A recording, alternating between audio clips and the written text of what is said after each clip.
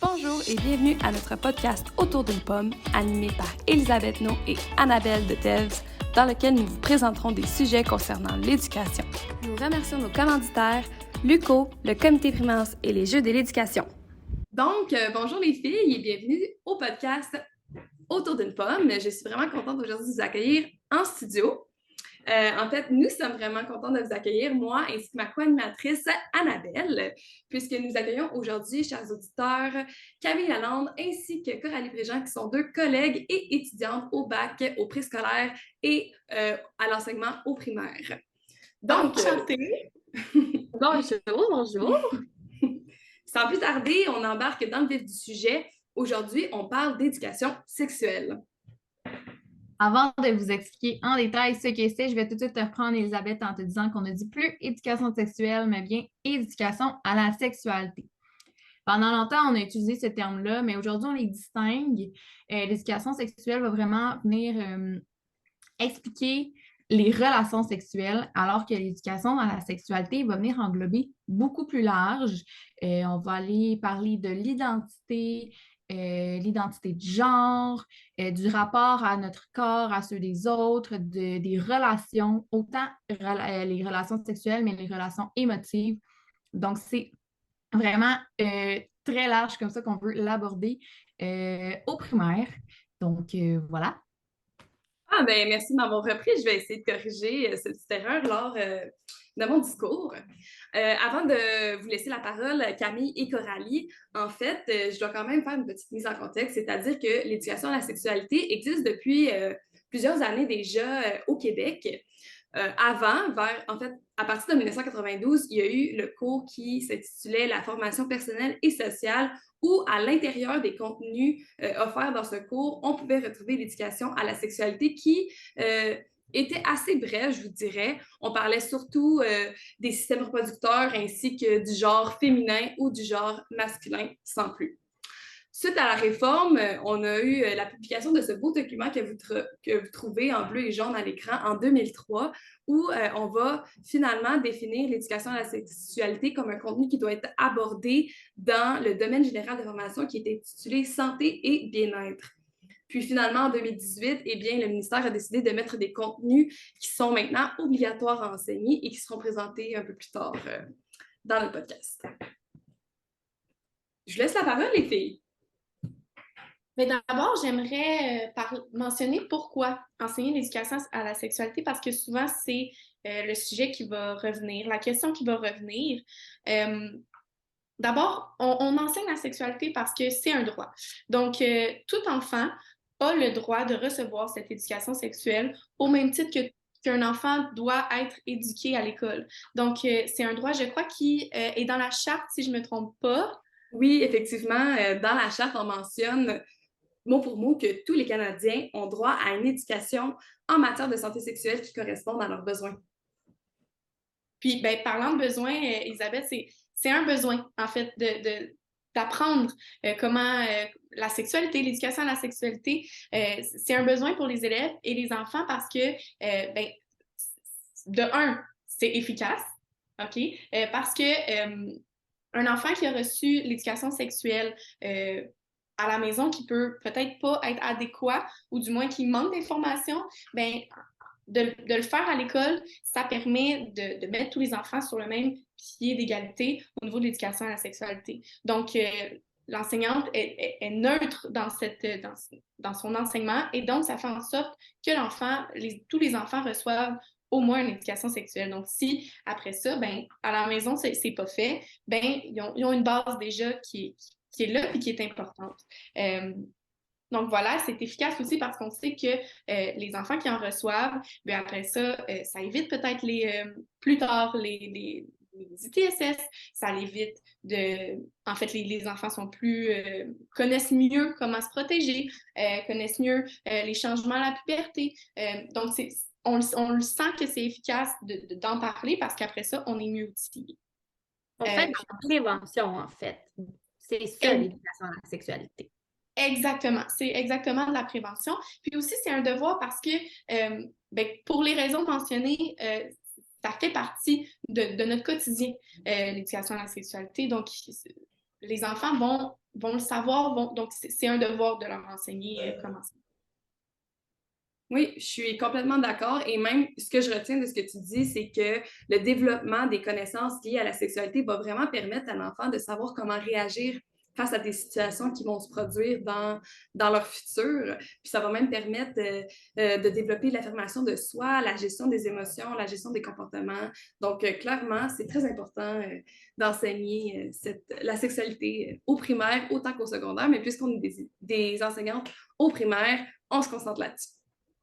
C'est Tout à ce que fait. j'allais ajouter aussi que oui, c'est important de l'enseigner, mais pourquoi on l'enseigne au primaire et qu'on ne laisse pas tout simplement la tâche aux parents? C'est que les parents, ben, souvent, ils ont un lien différent avec leur enfant qui peut amener certaines frictions, restrictions à l'enseignement, alors que nous, on a vraiment un regard différent sur la situation, puis on peut mieux accompagner les élèves dans leur cheminement et leur développement. Tout à fait.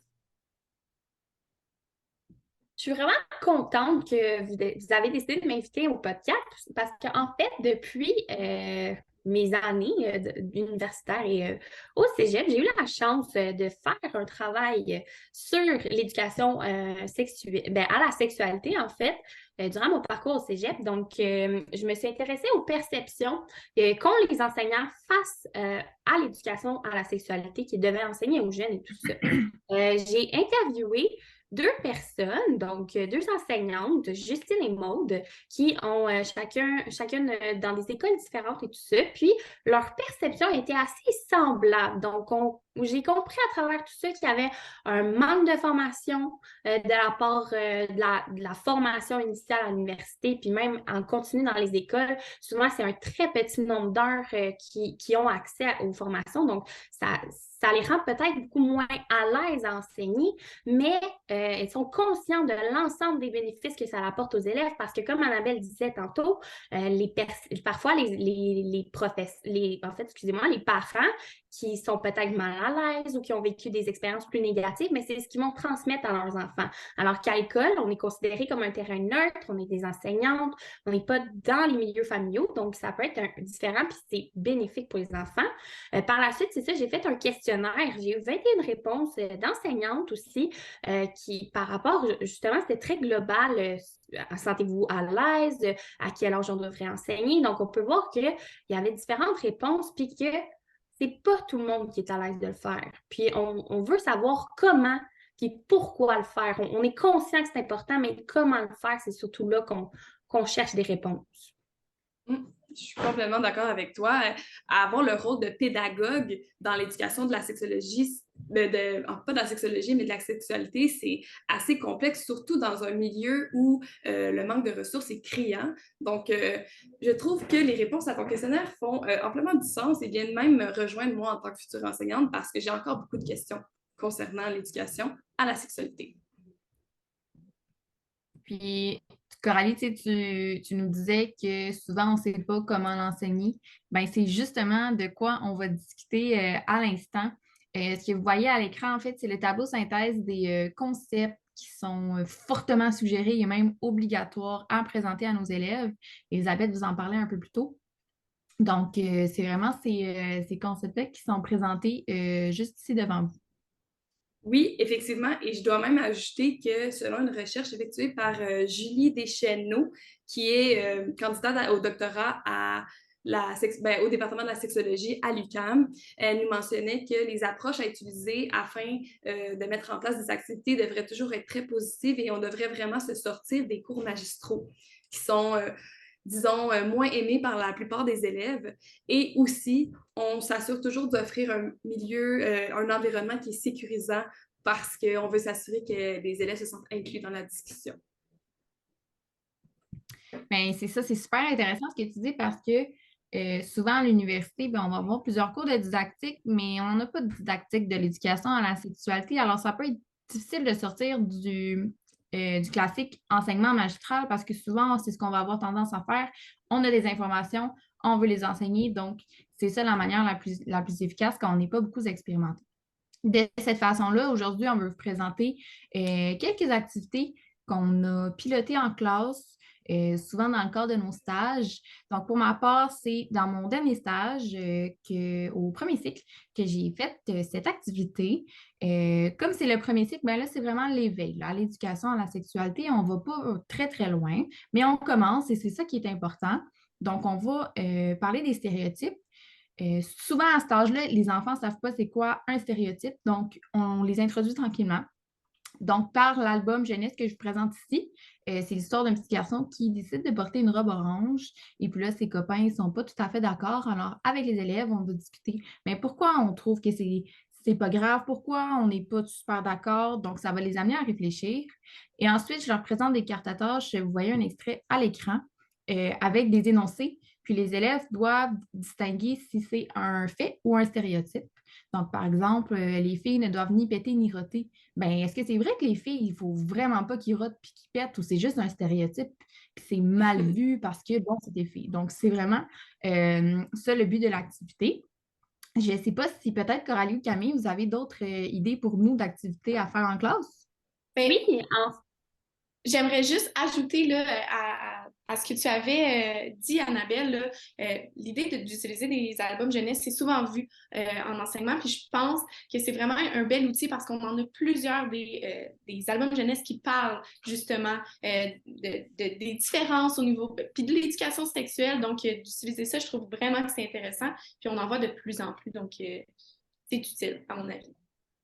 tu as totalement raison, Camille. Puis en fait, c'est ce qui ressortait aussi par rapport aux entrevues que j'avais fait, utiliser la littérature jeunesse, donner accès à la littérature jeunesse, surtout au troisième cycle, il y a des belles encyclopédies, puis des dictionnaires illustrés sur l'éducation à la sexualité. Fait que c'est de les mettre à la main des enfants pour qu'ils puissent les consulter quand ils en ressentent le besoin.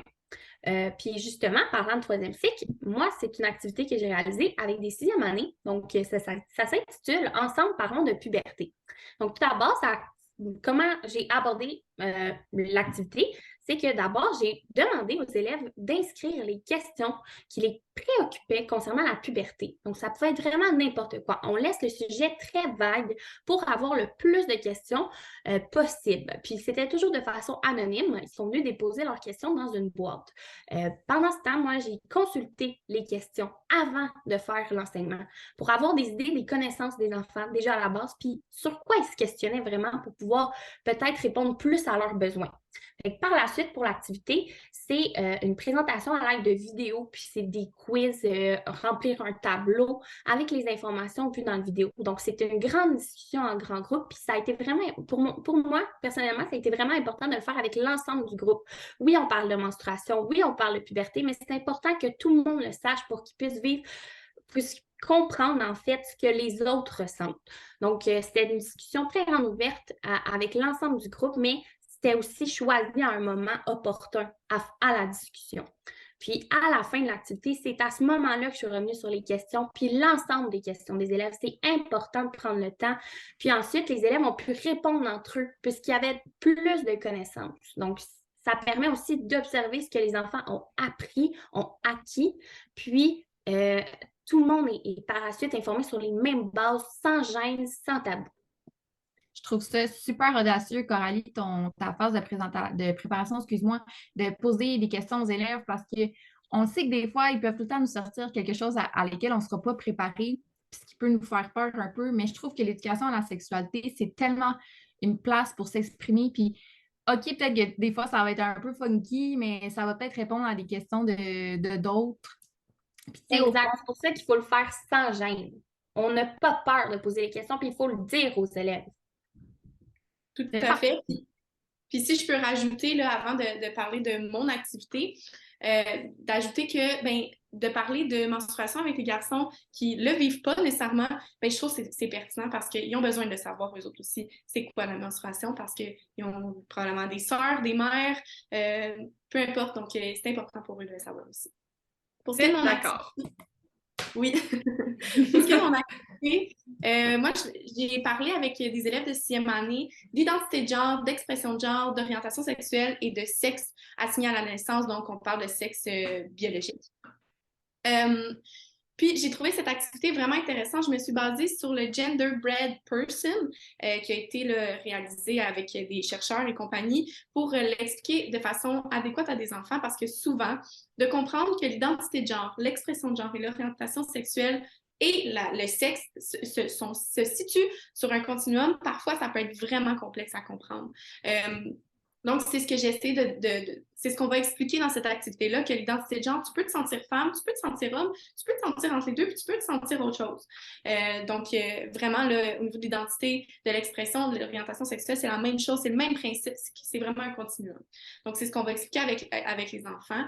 Ensuite, j'ai invité quelqu'un qui est transgenre, en fait, de venir nous parler de son expérience, parce que souvent, les personnes qui ont vécu ça, ils vivent vraiment différemment. Puis c'est ça qui est intéressant de la discussion, c'est que dans des activités comme ça, chaque personne le vit, étant donné le continuum, chaque personne le vit différemment. Ce qui est intéressant dans la discussion là, avec les élèves. Puis après ça, on pouvait amener là, tout ce qui est discrimination de transphobie, homophobie et compagnie. Donc, c'était vraiment une belle discussion / conférence là, avec une personne qui l'ayant vécu. Donc, vraiment intéressant là, à ce niveau-là. Très, très intéressant. Je trouve ça encore plus intéressant aussi quand on pense aux réseaux sociaux où les enfants font l'apprentissage très jeune. C'est pas nécessairement des apprentissages, mais ils vont plutôt visionner, regarder, télécharger des contenus qui sont, oui, par rapport à l'identité de genre, oui, on voit de plus en plus de personnes transgenres, non-binaires qui s'affichent pleinement et qui s'assument. Et ça peut vraiment provoquer certains questionnements, oui, personnels, mais questions aussi générales chez les enfants en bas âge ou même de la maternelle au secondaire 5. Mais sincèrement, je trouve que c'est une belle activité à intégrer aux élèves justement pour les conscientiser sur la différence puis sur la diversité sexuelle qui est présente au Québec. Oui, ce que j'aimerais ajouter, c'est que dans le fond, oui, il y a des choses qui sont difficiles, là, donc de parler de pornographie. Les enfants vont écouter de la pornographie, les enfants vont... Donc, il y a ce côté-là, mais aussi le beau côté des réseaux sociaux, parce qu'il y a plein de belles ressources sur les réseaux sociaux qu'on peut utiliser, qui est disponible pour les enfants et qui vont permettre de mieux comprendre. Et on a des personnes influentes au Québec qui ont des belles choses à dire aussi, donc de l'utiliser là, à notre faveur dans l'éducation à la sexualité, ben, c'est vraiment pertinent. Oui, puis comme tu disais, Camille, de plus en plus, la société évolue. C'est important d'en prendre conscience, nous, en tant que futures enseignantes, de tout ce qui entoure l'identité, puis les différences culturelles et tout ça. Donc, il faut les considérer en tant que nous, futures enseignantes, puisqu'on est confrontés à ça à tous les jours, puis on va être confrontés à ça à toutes les années avec les nouvelles classes qu'on va avoir chaque année. Mm-hmm. Les copines, je ne veux pas vous couper dans votre élan, mais c'est bientôt la fin de notre podcast sur l'éducation à la sexualité. Alors, je vais laisser notre belle Elisabeth conclure comme elle le fait si bien. En fait, je conclus avec une question et j'aimerais en résumer une phrase ou deux. Comment vous projetez dans l'avenir dans l'éducation de la sexualité dans vos classes à vous? Qu'est-ce qui vous passionne? Qu'est-ce qui va vous permettre, vous, de bien saisir l'ampleur du sujet? Je commencerai avec... Ouais, vas-y, Coralie. Je vais commencer. Moi, c'est vraiment de rester ouvert au vécu des élèves, comprendre leur vécu à l'extérieur de la classe pour après adapter l'enseignement qu'on va faire. Puis, c'est important de le faire, peu importe quel enseignement qu'on fait, mais surtout en éducation à la sexualité. Moi, j'ajouterais, oui, que dans le fond, c'est d'être proche des élèves, d'avoir un lien avec les élèves qui va nous permettre de bien les connaître, de bien cibler leur intérêt quant à l'éducation à la sexualité. Donc, pour après ça, cibler des activités qui leur correspondent puis qui vont vraiment venir les chercher puis les faire réfléchir. Pour ma part, ça serait plutôt un petit défi que je pense qu'il peut rejoindre plusieurs enseignantes. Les diversités culturelles et religieuses dans nos classes, avec les différentes mentalités par rapport à la sexualité qui vont venir nous corser peut-être un peu la tâche, mais il faut trouver des solutions, peut-être discuter avec les parents, avec les élèves de comment eux le perçoivent, pourquoi nous, on trouve important de l'enseigner.